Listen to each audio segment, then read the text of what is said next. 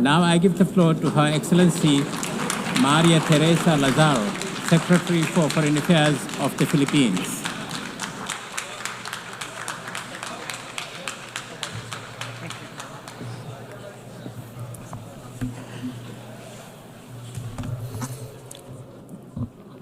Mr. President, Excellencies, ladies and gentlemen, at the closing of the San Francisco Conference in 1945, Filipino General Carlos P. Romulo declared the UN Charter as an achievement for all humanity.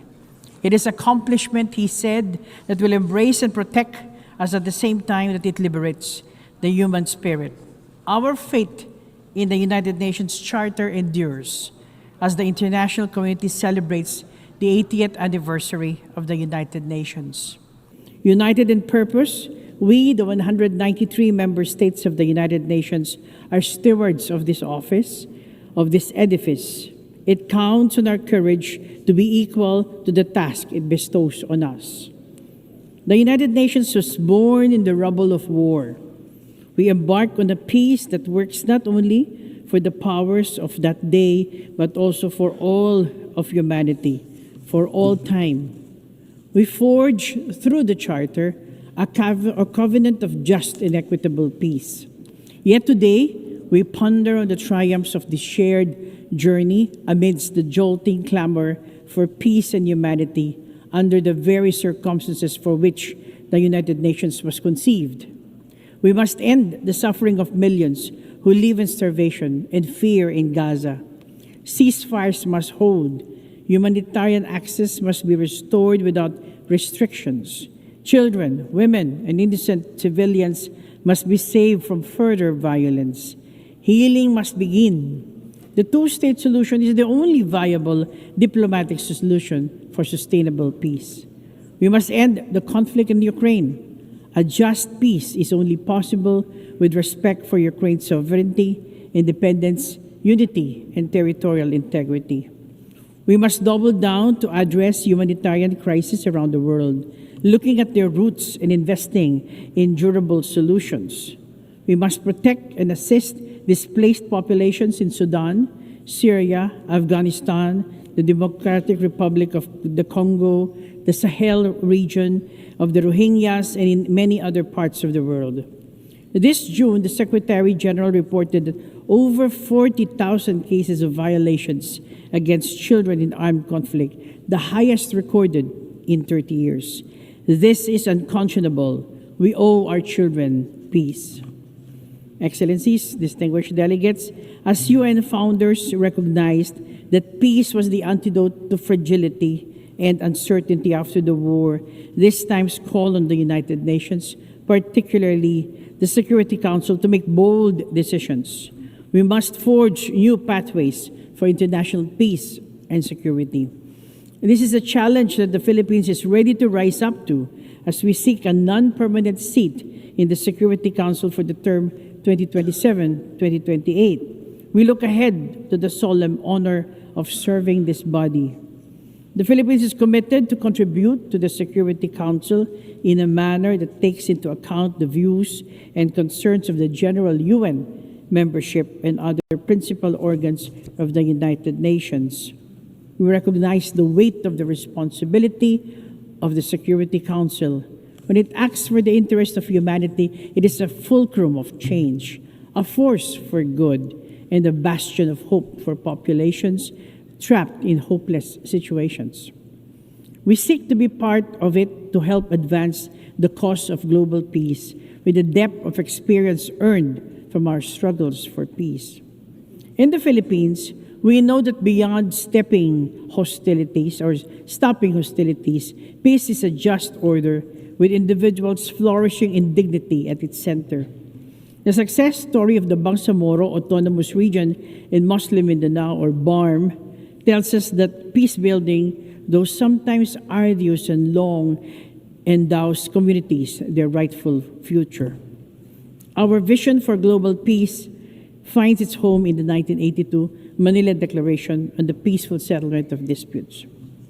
Excellencies, distinguished delegates, the UN Charter binds nations in promoting peace and progress in larger freedom. This drives our quest for global solutions to the transcendent challenges that affect nations. New models are needed to achieve equitable, sustainable, and inclusive development. For decades, the UN development system has aided transformation in many nations, including the Philippines.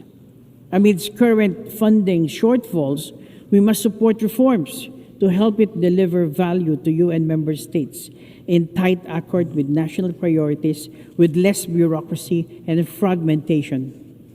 It is regrettable that politics and the demands of war have cut development financing globally, just as we embark in the last mile of the SDG agenda. This has shifted the focus to the roles of developing and middle-income countries as shapers of development solutions. And why not? Together, we are the fastest growing economies, the largest consumer markets, and the top sources of human capital. Even as we manage our share of economic vulnerabilities within our borders, developing nations are assuming greater responsibility as agents of transformative and inclusive cooperation. We are actively reshaping the global development agenda in the 21st century. In the Financing for Development conference in Sevilla, we faced the sobering truth that the current financial system is untenable.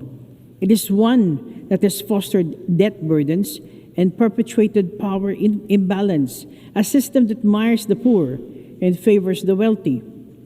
Structural asymmetries undermine the ability of developing countries, particularly climate-vulnerable ones, to mobilize the scale and quality of finance required for resilient development. Access to finance remains skewed. Climate-vulnerable developing countries face borrowing costs that exceed their projected growth rates. The eligibility criteria for concessional finance is tied to outdated income classifications with no account for risks and vulnerabilities faced by many countries that need such lifelines for sustaining their growth. Reforms are long overdue. Multilateral processes must confront the widening gap between climate ambition and the means of implementation, whether in terms of financial resources, technology transfer, or capacity building. Developed countries must fulfill their financial obligations. Multilateral development banks must do their part. Climate finance is a binding commitment as affirmed by the International Court of Justice in its unanimous advisory opinion last July. We need to rebalance decision-making power in global financing institutions. Developing countries must be co-architects of systems that determine allocation, eligibility, and accountability. As a maritime country known for its mega biodiversity, the Philippines considers the sustainability of our environmental ecosystem as key to our climate and economic resilience. I am pleased to announce the Philippines' ratification of the BBNJ agreement, and this is in line with our commitment to the rules-based international order and the 1982 UNCLOS. We are determined to advance the just governance of the oceans and the conservation of maritime biodiversity. In our reflection on evolving multilateralism to be more fit for purpose, we must consider progress in the way we account for our stewardship of resources. Our economic models must account for the health of our planet. We must measure our success in promoting development in larger freedom in our accountability to every nation and every person of the community. Societies thrive in diversity and inclusion. Ladies and gentlemen, we stand in the midst of a global revolution of people, of economies, and of technologies. Migration straddles these changes. The movement of people across borders sustains growth in countries of origin, transit, and destination alike. Every day, Filipino migrants across the world are a testament to this. They support health systems, advance education, and boost creative economies. The 1.9 million seafarers are the backbone of maritime trade that accounts for 90% of global commerce. The International Conference on Seafarers, Human Rights, Safety, and Well-being held in Manila early this month affirmed that states and stakeholders are ready to do more for them. As migrants link our nations, their rights and dignity should be a gathering point, not a fault line for governments. Technology is the other defining force of our age, a connector, an enabler, an equalizer. Artificial intelligence offers promise, but carries profound risks. We must help build digital societies that bridges development divides rather than widen them, conforming with safeguards against misuse. Over the last 80 years, the United Nations Charter has served as a wellspring of purpose and action for those who rise equal to the task of delivering its promise. There is no alternative to the United Nations. There is no good global order other than one based on international law and the principle of the sovereign equality of states. A rules-based order is indispensable. To maritime nations such as the Philippines, international law, particularly the 1982 Law of the Sea, is fundamental to our future. While our government vessels and fisher folk continue to be harassed in our own waters, and as we remain the receiving end of illegal, coercive, aggressive, and dangerous actions in the South China Sea, we abide by the UNCLOS as reinforced by the binding 2016 Arbitral Award on the South China Sea. We are committed to diplomacy and other peaceful means to settle disputes. At the birth of the UN, the Philippines actively helped in framing the foundational principle of the Universal Declaration of Human Rights, which states that all human beings are born free and equal in dignity and rights. The early decades of the UN saw the spirited engagement of Filipino diplomats against colonization and apartheid and economic inequality. We have steadfastly strived for justice. For its cause, we have helped manage the front lines of climate diplomacy, from the drafting of the Climate Change Convention itself to the Kyoto Protocol and the Paris Agreement.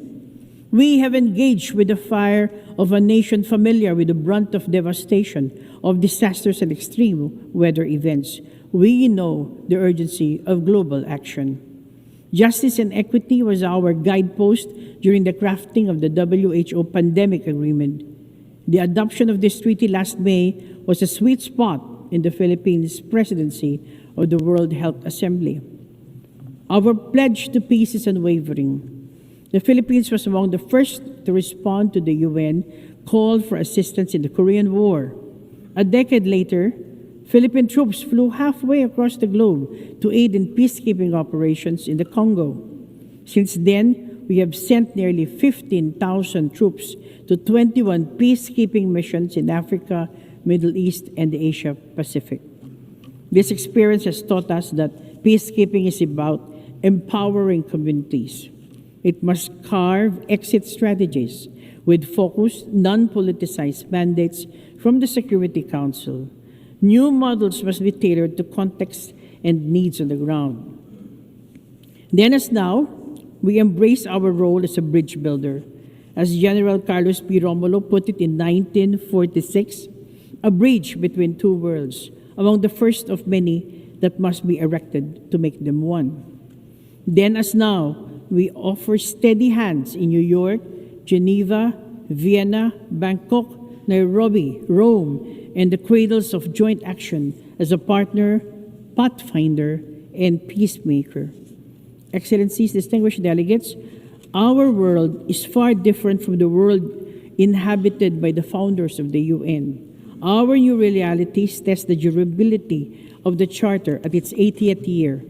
The measure of credibility for the UN is whether it can hold its sovereign promise in today's world, where nations shape the future on equal terms.